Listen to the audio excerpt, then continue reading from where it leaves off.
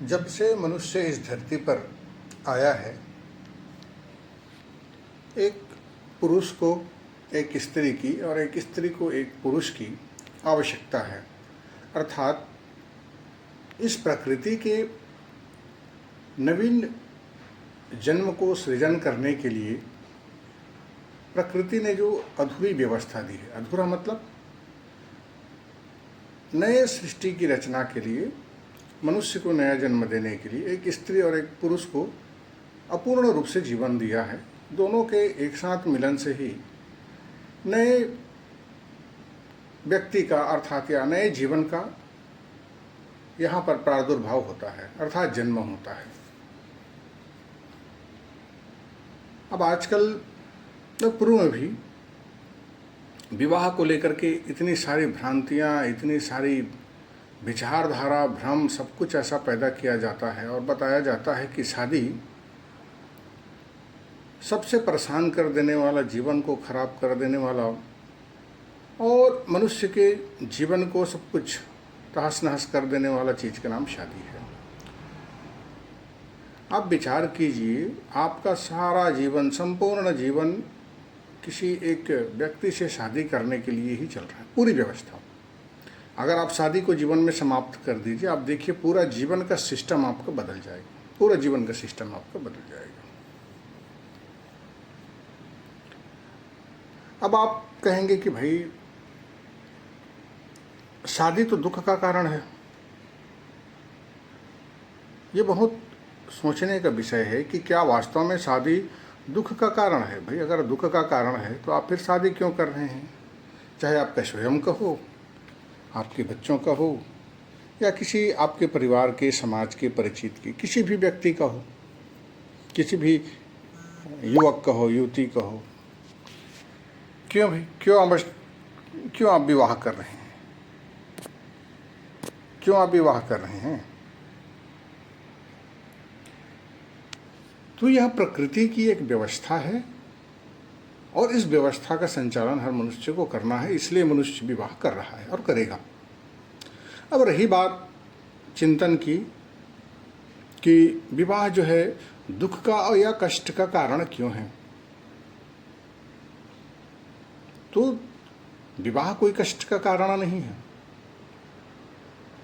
आपकी जो मानसिक स्थिति है, अर्थात जो आपने व्यवस्था बनाया है, जिस व्यवस्था पे आप चल रहे हैं, वह व्यवस्था आपके दुख का कारण है। व्यवस्था आपके दुख का कारण है। उस व्यवस्था में आपकी संस्कृति आती है, आपका अहंकार आता है, पारिवारिक व्यवस्था आती है, सामाजिक व्यवस्था आता है, आपका व्यक्तिगत ईगो सोच आता है, तब वह दुख का कारण बन जाता है।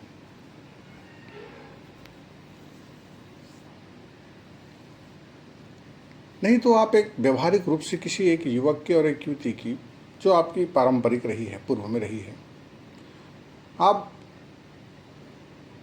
अपने जिसे भी आप इष्ट मानते हैं, ईश्वर मानते हैं, गुरु मानते हैं, आराध्य मानते हैं, आप उसे साक्षी रख करके आप शादी कर लीजिए। आप किसी प्रकार का दहेज, बाजा गाजा, सोना चांदी, इन सारी चीज़ों को आप इस व्यवस्था से समाप्त कर दीजिए। आपके जीवन में कष्ट, दुख, विवाद, सारी चीज़ें समाप्त हो जाएंगी, सारा का सारा चीज़ समाप्त हो जाएगा। आप और हम इस व्यवस्था को समाप्त नहीं कर पा रहे हैं, न कर पाएंगे नहीं।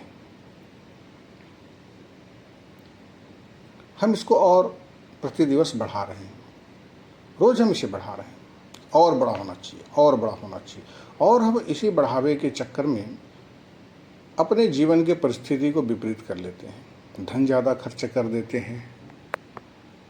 सबसे बड़ा चीज़ है कि चाहे वो जिस युवक की शादी हो रही हो, युवती की शादी हो रही हो, या उसके परिजन हो, वो सोचते हैं कि भाई हम फला के घर में शादी में गए थे तो उसने ऐसा ऐसा किया था, हम उससे 2 कदम एक्स्ट्रा ज़्यादा व्यवस्था करेंगे, शादी करेंगे। अर्थात वर्तमान में जो शादी है वो राजशाही शादी है, पारंपरिक शादी नहीं है आपकी। पारंपरिक शादी आप देखेंगे जो सामान्य लोग हुआ करते थे पूर्व में, तो उनका जो विवाह होता था वो अपने देवी देवता इष्ट या आराध्य होते थे, उनको वो साक्षी रख करके अपने पारंपरिक रूप से शादी कर लेते थे। आज भी आप आदिवासियों में देख सकते हैं, हल्दी विवाह है, भगा करके विवाह है, घोटुल प्रथा है, अलग अलग जगह पर है, अलग अलग व्यवस्थाएं चल रही हैं। तो विवाह इस ढंग से हुआ करते थे। इसमें कोई खर्चा है क्या बताइए? नहीं है। जैसे छत्तीसगढ़ में सतनामियों में भजन मेला में विवाह हुआ करता था, वहीं पर जहाँ पे जो श्वेत खाम बनाते थे, जैत खाम बनाते थे, उसी खंभे के चारों ओर वहीं पे पसंद करते थे, वहीं पे विवाह करके घर ले जाते थे। उनका जीवन सुखमय था। अब भाई आपने एक अवधारणा बना ली कि शादी एक बार होता है, और एक बार होता है तो भाई शादी का मतलब क्या है?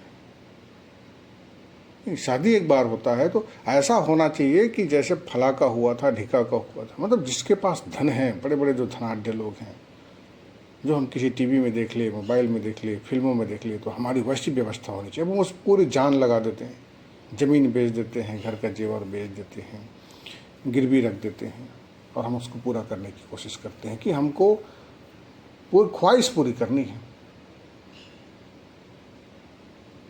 तो भाई आप विवाह के बिंदु को छोड़ करके जब आप ख्वाहिश पूरे करने लगेंगे, अरमान पूरे करने लगेंगे कि ऐसा ऐसा ताम झाम होना चाहिए, व्यवस्था होनी चाहिए, आप तो दुखी होंगे जीवन में।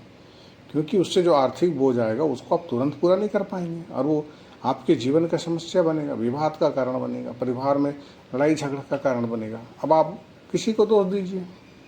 आप दुखी इसलिए हुए क्योंकि आपने शादी में जितनी आपकी हैसियत नहीं है, जितनी आपकी आय नहीं है, जिसे आप पूरा नहीं कर सकते, उससे ज़्यादा आपने खर्च कर दिया। किसमें? प्रदर्शनकारी बाजे गाजे में, सोना चांदी के लेन देन में, 10 बार रिश्ता देखने दिखाने के लिए 10 बार आने जाने में, बेवजह जिसका कोई उपयोग नहीं करता वैसे कपड़े के लेन देन में। तो जब आपने जिसकी बिना आवश्यकता के या जिसके बिना उपयोग किए भी हम शादी कर सकते हैं, उसको आपने ज़्यादा बढ़ावा दे दिया। और आपने जब ज़्यादा बढ़ावा दिया है तो आपके ऊपर आर्थिक बोझ तो आएगा ना। अब आर्थिक बोझ आएगा तो आप लड़ाई झगड़ा होगी कि नहीं होगी भाई? पूर्ति कहाँ से होगी? अब पूर्ति नहीं होगी तो फिर आप माइंड को डाइवर्ट करोगे कि ये सब भगवान का कष्ट दे रहा है, या लड़की के घर से कोई देवी देवता आया है वो हमको परेशान कर रहा है, या कोई पड़ोसी हमको परेशान कर रहा है, हमारे ऊपर जादू तो ना हो गया, कोई ग्रह बाधा हमारे विपरीत हो गया, पड़ोसी देख नहीं पा रहे हैं। अरे भाई आप अपने जीवन को तो व्यवस्थित किए नहीं, आपने तो सोचा नहीं कि शादी के खर्चे से हो जाएगा तो उसका भरपाई कहाँ से होगा। फिर आप लड़ाई झगड़ा हो रहे हैं जीवन में, फिर आप मैसेज डाल रहे हैं, लोगों को बता रहे हैं कि शादी गलत चीज़ है, परिवार बढ़ाना गलत चीज़ है, पत्नी मिलाना गलत चीज़ है, ज़िंदगी बिगड़ जाती है, ख़राब हो जाता है, तनाव में आ जाता है। आप दुनिया भर का प्रचार कर रहे हैं। भाई किसने कहा है आपको शादी करने के लिए? शादी कीजिए। मेरे पूछने का मतलब है कि आपको किसने कहा है कि आप राजशाही व्यवस्था शादी कीजिए?